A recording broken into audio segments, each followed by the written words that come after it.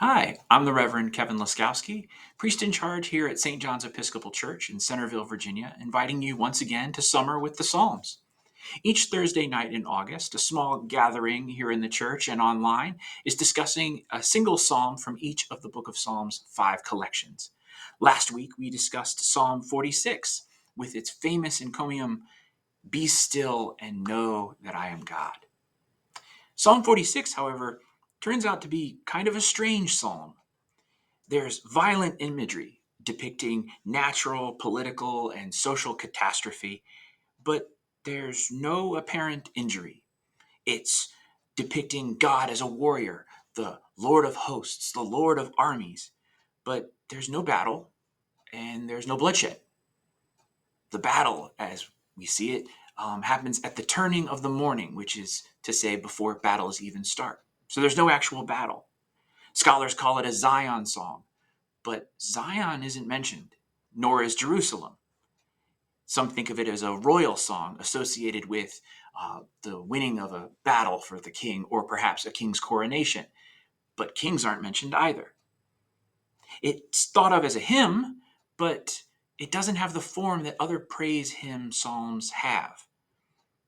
Martin Luther tapped its militant opening line, "A mighty fortress is our God," to compose the hymn of the same name, and that became the battle hymn of the Reformation and beyond.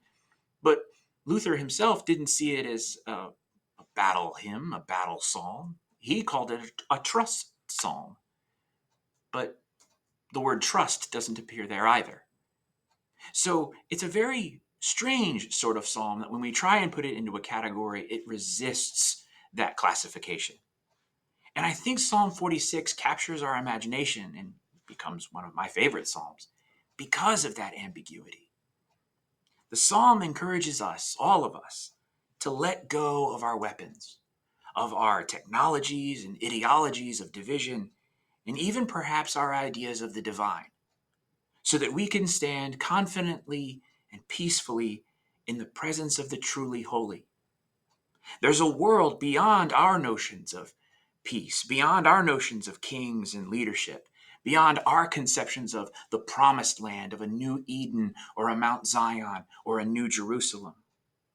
The phrase we translate as "be still" is literally "cause yourselves to let go."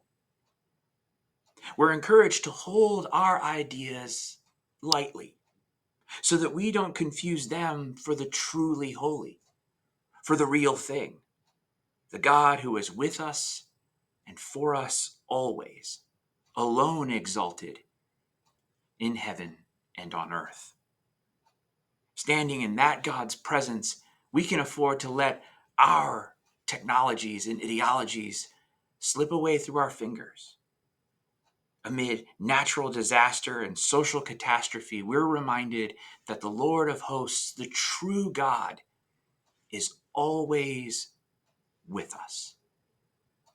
And in that God's presence, we can be still and know that we are loved and cared for and always will be.